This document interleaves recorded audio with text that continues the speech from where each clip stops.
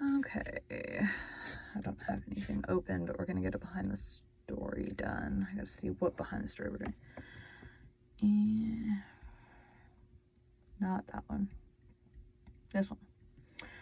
Okay, May writing Emma.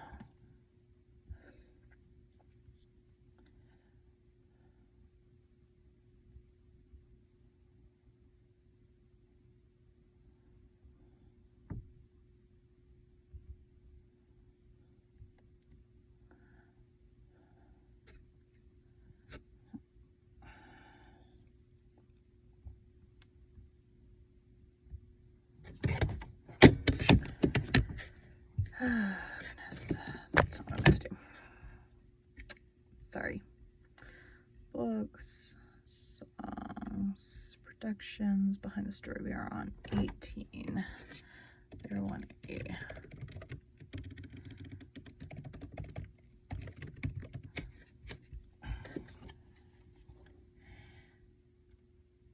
Welcome to Bite at a Time Books, Behind the Story, where we answer the questions you have about your favorite classic authors. What inspired your favorite author to write their novels? What was going on in the world at the time? Follow along with us as we tell you what was happening in the world while your favorite authors wrote your favorite classics. My name is Bree Carlisle, and I love to read and wanted to share my passion with listeners like you. All of the links for our show are in the show notes.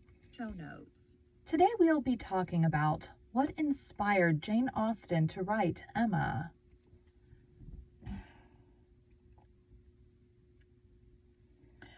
Make sure, so what ends up happening, the top part is smaller than the bottom part.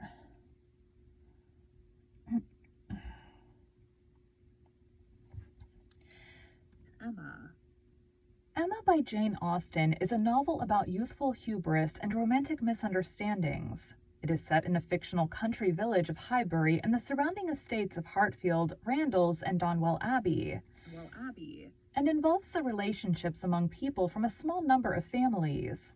The novel was first published in December 1815 with its title page listed a publication. The novel was first published in December 1815 with its title page listing a publication date of 1816. As in her other novels, Austen explores the concerns and difficulties of genteel women living in Georgian Regency England. Emma is a comedy of manners and depicts issues of marriage, sex, age, and social status. Before she began the novel, Austen wrote, "I am going to take a heroine whom no one but myself will much like." In the first sentence, she introduces the title character as Emma Woodhouse, handsome, clever, and rich, with a comfortable home and a happy disposition. Had lived nearly 21 years in the world with very little to distress or vex her. Emma is spoiled, headstrong, and self-satisfied. She greatly overestimates her own matchmaking abilities. She is blind to the She is blind to the dangers of meddling in other people's lives, and her imagination and perceptions often lead her astray. Emma, written after Austen's move to Chawton, was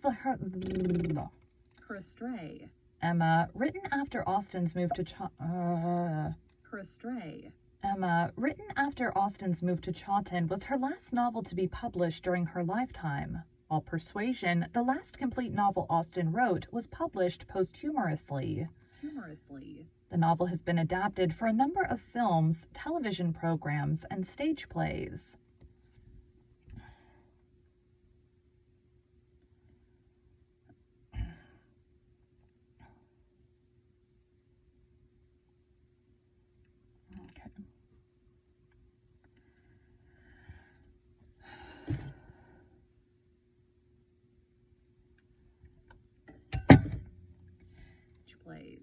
Emma Woodhouse's friend and former governess, Miss Taylor, has just married Mr. Weston. Having introduced them, Emma takes credit for their marriage and decides that she likes matchmaking. Having introduced them, Emma takes credit for their marriage and decides that she likes matchmaking. After returning home to Hartfield with her father, Emma forges ahead with her new interest against the advice of her friend, Mr. Knightley, who is also brother-in-law to Emma's eldest sister, Isabella. She attempts to match her new friend Harriet Smith to Mr. Elton, the local vicar.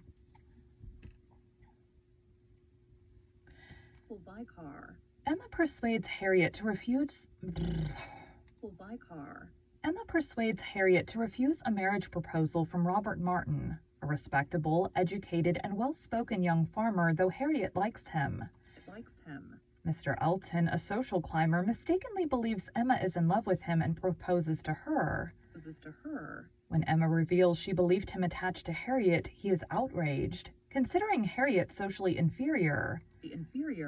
After Emma rejects him, Mr. Elton goes to Bath and returns with a pretentious, Nova-rich wife, as Mr. Knightley expected he would do. Harriet is heartbroken, and Emma feels ashamed about misleading her. Frank Churchill, Mr. Weston's son, arrives for a 2-week visit and makes many friends. Frank was adopted by his wealthy and domineering aunt and has had few opportunities to visit before. Mr. Knightley tells Emma that while Frank is intelligent and engaging, he has a shallow character. Excuse me. Where am I? Jane Fairfax also arrives to visit her aunt, Miss Bates, and grandmother, Mrs. Bates, for a few months before starting a governess position due to her family's financial situation.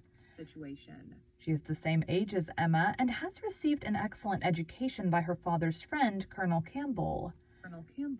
Emma has remained somewhat aloof with her because she envies Jane's talent and is annoyed by everyone, including Mrs. Weston and Mr. Knightley, praising her. The patronizing Mrs. Elton takes Jane under her wing and announces that she will find her the ideal governess post before it is wanted. Emma feels some sympathy for Jane's predicament. Emma decides that Jane and Mr. Dixon, Colonel Campbell's new son-in-law, are mutually attracted and is the reason she arrived earlier than expected. She confides this to Frank, who met Jane at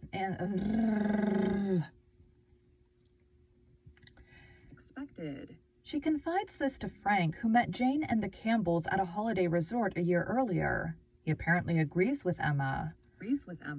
Suspicions are further fueled when a pianoforte sent by an anonymous... Oh my god. Suspicions are further fueled when a pianoforte sent by an anonymous benefactor arrives for Jane. Emma feels herself falling in love with Frank, but it does not last to his second visit. The Eltons treat Harriet poorly, culminating with Mr. Elton publicly snubbing Harriet at the ball given by the Westons in May. Mr. Knightley, who had long refrained from dancing, gallantly asks Harriet to dance. The day after the ball, Frank brings Harriet to Hartfield as she fainted after a rough encounter with local gypsies. Emma mistakes Harriet's gratitude to Frank as her being in love with him. Meanwhile, Mrs. Weston wonders if Mr. Knightley is attracted to Jane, but Emma dismisses the idea. When Mr. Knightley says he notices a connection between Jane and Frank, Emma disagrees, as Frank appears to be courting her instead. Frank arrives late to a gathering at Donwell in June, while Jane departs early. The next day at Box Hill, a local scenic spot, Frank and Emma are bantering when Emma, in jest, thoughtlessly insults Miss Bates.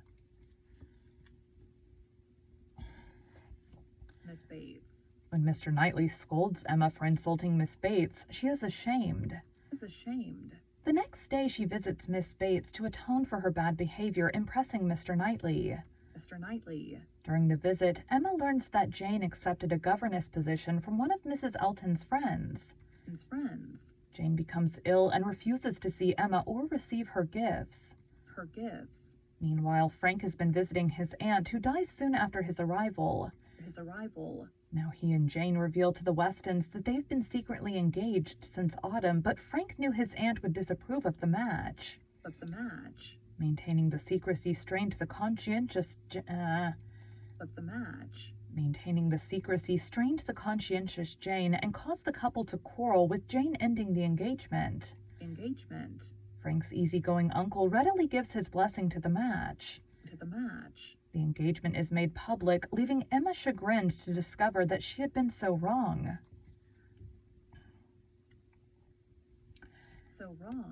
Emma believes Frank's engagement will devastate Harriet. But instead, Harriet says she loves Mr. Knightley, and though she knows the match is too unequal, Emma's encouragement and Mr. Knightley's kindness have given her hope.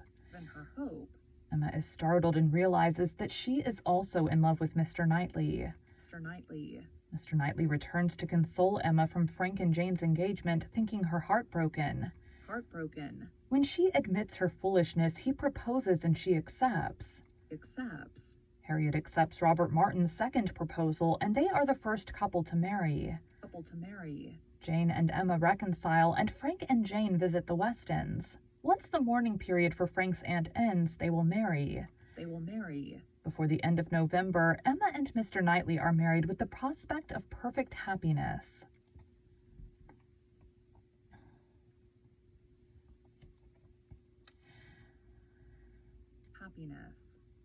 Okay, I don't really...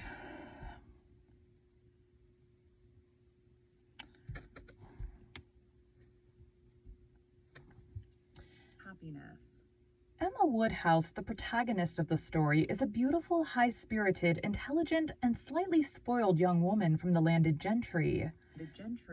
She is 20 when the story opens. Her mother died when she was young. She has been mistress of the house Hartfield since her older sister got married. Although intelligent, she lacks the discipline of...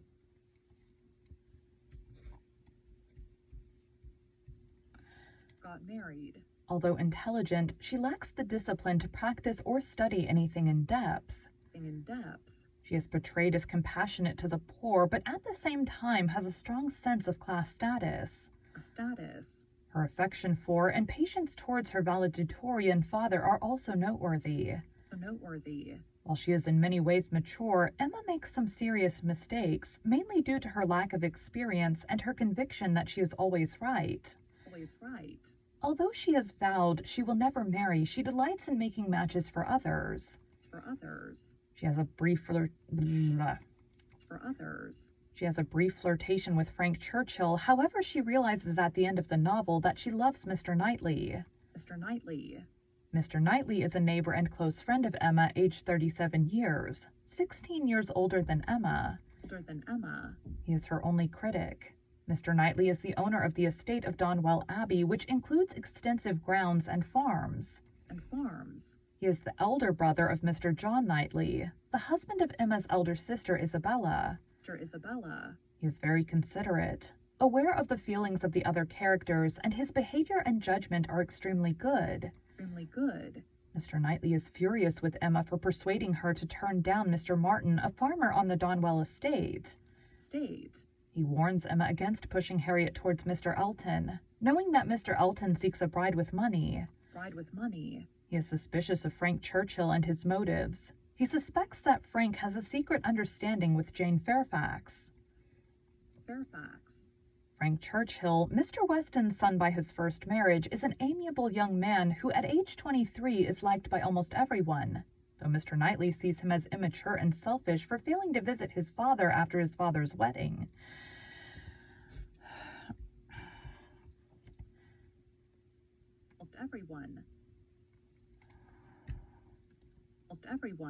Though Mr. Knightley sees him as immature and selfish for failing to visit his father after his father's wedding. After his mother's death, he was raised by his wealthy aunt and uncle, the Churchills, at the family estate of Enscombe. His uncle was his mother's brother. By his aunt's decree, he assumed the name Churchill on his majority. Frank is given to dancing and living a carefree existence, and is secretly engaged to Miss Fairfax at Weymouth, although he fears his aunt will forbid the match because Jane is not wealthy. He manipulates and plays games with the other characters to ensure his engagement to Jane remains concealed. Rude.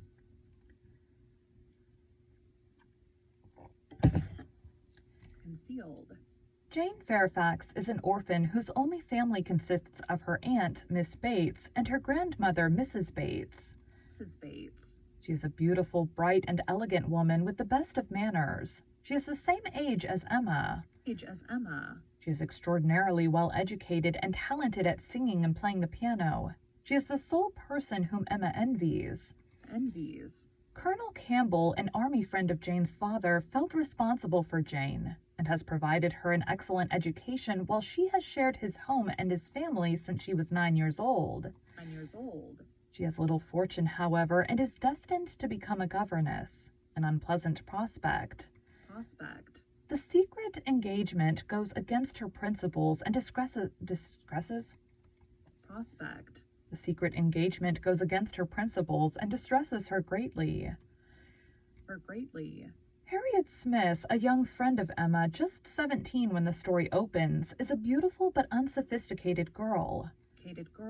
She has been a parlor boarder at a nearby school where she met the sisters of Mr. Martin. Emma takes Harriet under her wing early on, and she becomes the subject of Emma's misguided matchmaking attempts. She is revealed in the last chapter to be the natural daughter of a She is revealed in the last chapter to be the natural daughter of a decent tradesman, although he is not a gentleman. Harriet and Mr. Martin are wed. The now wiser Emma approves of the match. Robert Martin is a well-to-do 24-year-old tenant farmer who, though not a gentleman, is a friendly, amiable, and diligent young man well esteemed by Mr. George Knightley. He becomes acquainted and subsequently smitten with Harriet during her 2-month stay at Abbey Mill Farm, which was arranged at the invitation of his sister, Elizabeth Martin. Harriet's school friend.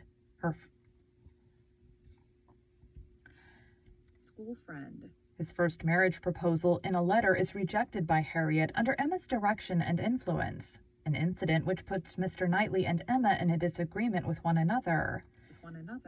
Emma had convinced herself that Harriet's class and breeding were above associating with the Martins, much less marrying one.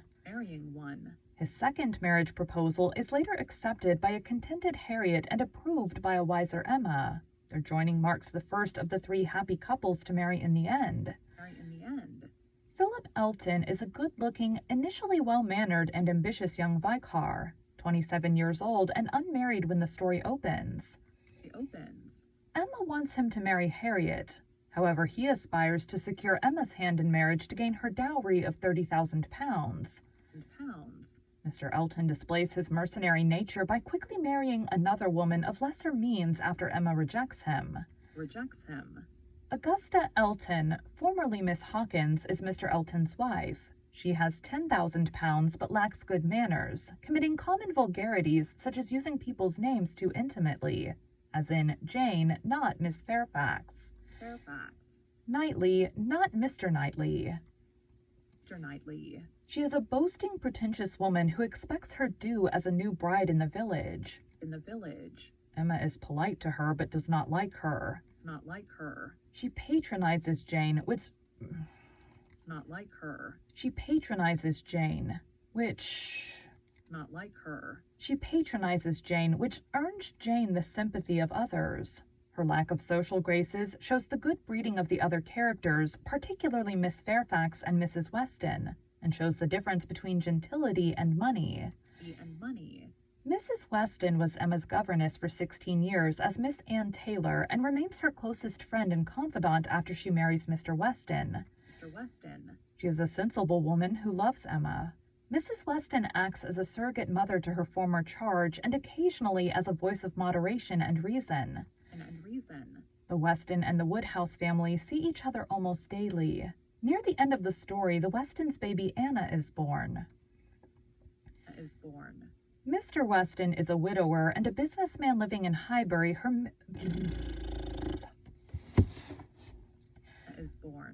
Mr. Weston is a widower and businessman living in Highbury who marries Miss Taylor in his early 40s after buying a house called Randall's. By his first marriage, he is the father to Frank Weston Churchill, who was adopted and raised by his late wife's brother and his wife. He sees his son in London each year. He married his first wife, Miss Churchill, when he was a captain in the militia. In each year. He married his first wife, Miss Churchill, when he was a captain in the militia posted near her home. Mr. Weston is a sanguine, optimistic man who enjoys socializing, making friends quickly in business and among his neighbors. Miss Bates is a friendly, garrulous spinster whose mother, Mrs. Bates, is a friend of Mr. Woodhouse. Her niece is Jane Fairfax, daughter of her late sister.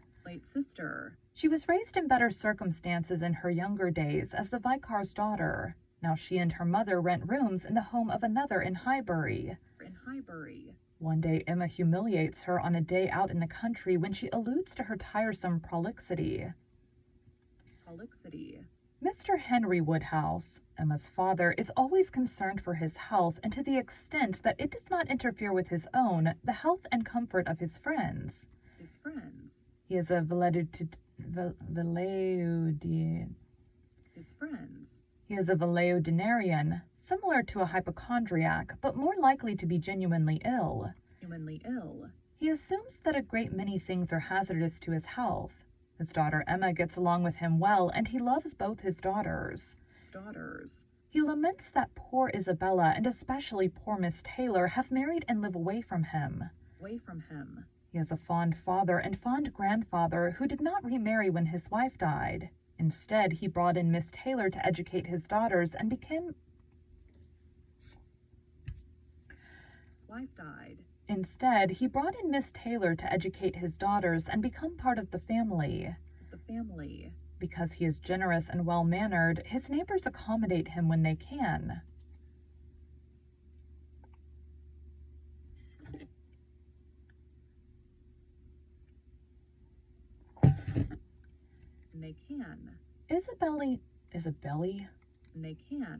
Isabella Knightley, née Woodhouse, is the elder sister of Emma by 7 years and daughter of Henry. She is married to John Knightley. She lives in London with her husband and their 5 children. She is similar in disposition to her father, and her relationship to Mr. Wingfield, her family's physician, mirrors that of her father's to Mr. Perry. John Knightley is Isabella's husband and George's younger brother, 31 years old. He is an attorney by profession. Like the others raised in the area, he is a friend of Jane Fairfax. He greatly enjoys the company of his family, including his brother and his Woodhouse in-laws, but is not a very sociable sort of man. He is forthright with Emma, his sister-in-law, and close to his brother.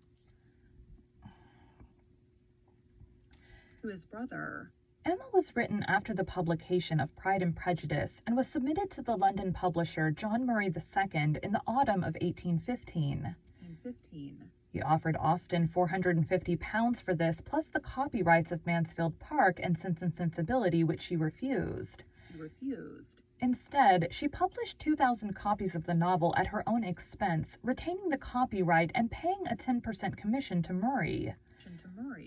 The publication in December 1815, dated 1816, consisted of a 3-volume set in 12mo at the selling price of £1.1 per set.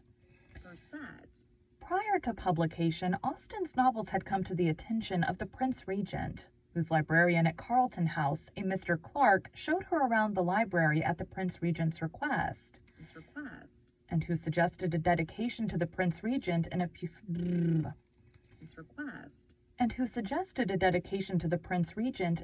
publication. This resulted in a dedication of Emma to the Prince Regent at the time of publication and a dedication copy of the novel sent to Carlton House in December 1815. In America, copies of this first publication were sold in 1818 for $4 per copy, as well as an American edition published by Matthew Carey of Philadelphia in 1816. The number of copies of this edition are not known. A later American edition was published in 1833 and again in 1838 by Carey, Lay, and Blanchard. A French version was published in 1816 by Artis Bertrand, publisher for Madame Isabella de Monteleu. A second French version for the Austrian market was published in 1817, Viennese publisher Schramble. Dr. Schramble. Richard Bentley reissued Emma in 1833 along with Austen's 5 other novels in his series of standard novels. Novels. This issue did not contain the dedication page to the Prince Regent. Prince Regent. These editions were frequently reprinted up until 1882 with the final publication of the Prince Regent. These editions were frequently reprinted up until 1882 with the final publication of the Steventon edition. Emma has remained in continuous publication in English throughout the remainder of the 19th century and into the 20th and 21st centuries. In addition to the French translation already mentioned, Emma was translated into Swedish and German in the 19th century and into 15 other languages in the 20th century. Including Arabic, Chinese, Danish, Dutch, German, and Italian.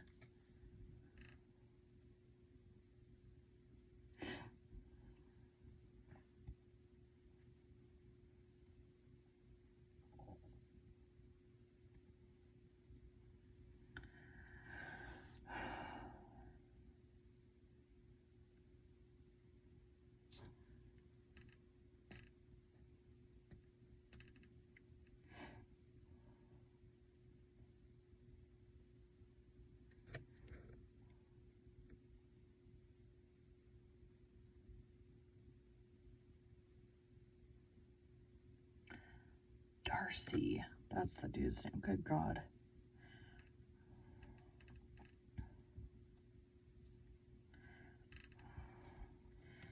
Italian.